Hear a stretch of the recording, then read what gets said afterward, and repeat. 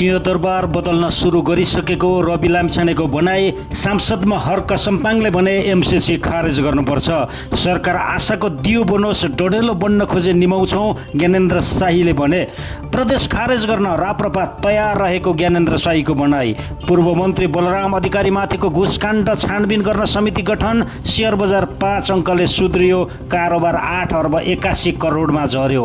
सम्पत्ति शुद्धिकरण आरोपमा व्यवसायी दीपक भट्ट काठमाडौँबाट पक्राउ। अपार्टमेन्ट भाडामा लिएर जुवा 9 लाख सहित 21 जना पक्राउ। नमस्कार, देश परदेश मिडियामा यहाँहरूलाई हार्दिक स्वागत छ। दिनभरका समाचार लिएर हामी उपस्थित भइसकेका छौँ। च्यानलमा नयाँ हुनुहुन्छ भने सब्सक्राइब गरेर छेउमा रहेको बेल आइकनलाई पनि प्रेस गर्न नभुल्नु होला। भिडियोलाई लाइक गरिदिनु होला। त्यसैगरी आफ्ना साथीभाइहरूलाई सेयर पनि अनिवार्य गरिदिनु होला। कहाँबाट हेर्दै हुनुहुन्थ्यो कमेन्ट बक्समा लेखिदिनु होला। अब समाचार विस्तारमा।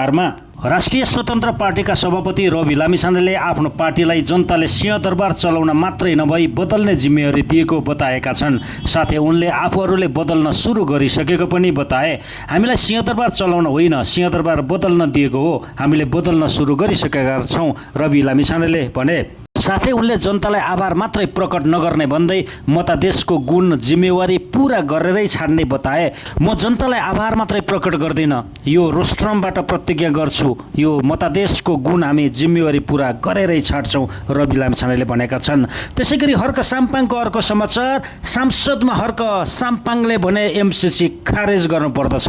संस्कृति पार्टीका अध्यक्ष समेत रहेका सांसद हर्क साम्पाङले अमेरिकी सहायता परियोजना एमसिसी खारेज गर्न माग गरेका छन्। प्रतिनिधि सभाको पहिलो बैठकलाई सम्बोधन गर्दै उनले यस्तो माग गरेका हुन्। म यहाँ मनको कथा राख्न चाहन्न। हामीले के गरिराखेका छौँ, भोलि के गर्नुपर्छ भन्ने बारे म जनतालाई भन्न चाहन्छु, उनीहरूको माग राख्न चाहन्छु, उनले भनेका छन्। एमसिसी छिटोभन्दा छिटो खारेज गरिनुपर्छ।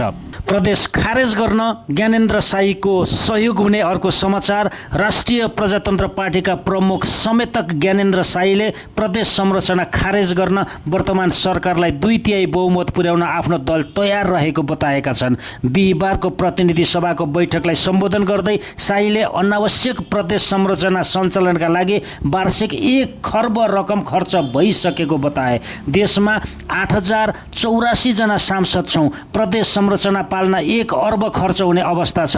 राजनीतिक दलका कार्यकर्ता सेटलमेन्ट गर्न ल्याइएको प्रदेश संरचना यही संसदबाट यही सरकारले खारेज गर्दछ भने 2/3 बहुमत पुर्याउन 184 चाहिन्छ, 187 हामी पुर्याउँछौँ, उनले भने।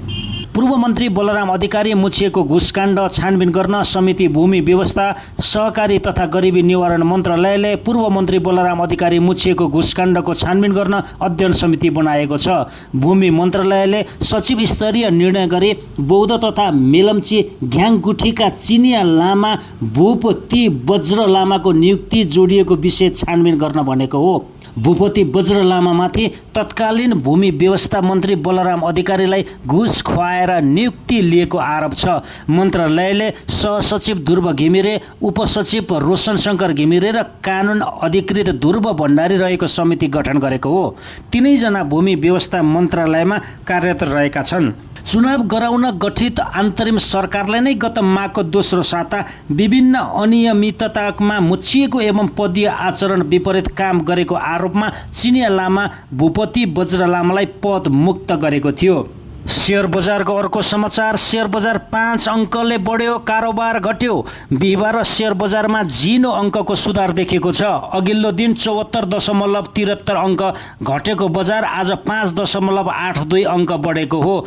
आजको कारोबारपछि नेप्से 2782 अङ्कमा कायम भएको छ। आज बजार खुलेपछि केही उतार चढावका बीच दिउँसो 1:07 बजे नेप्से परिसूचक 2808 अङ्कसम्म पुग्यो, जुन अङ्क कारोबार अवधिभरको अधिकतम रह्यो। बजारमा कारोबार रकम पनि घटेको छ। अघिल्लो दिन 12 अर्ब 10 करोडको कारोबार भएकोमा आज 8 अर्ब 81 करोडले भएको छ। 98 कम्पनीको मूल्य बढेको छ। 158 को घट्यो भने 12 को स्थिर रह्यो। व्यापार सबैभन्दा धेरै 2.53% बढेको छ।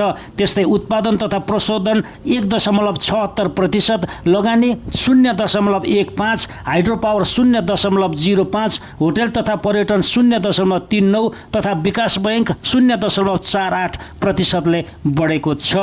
त्यसैगरी सम्पत्ति शुद्धिकरणको अर्को समाचार, व्यवसायी दीपक भट्ट काठमाडौँबाट पक्राउ। सम्पत्ति शुद्धिकरण अनुसन्धानमा रहेका व्यवसायी दीपक भट्ट पक्राउ परेका छन्।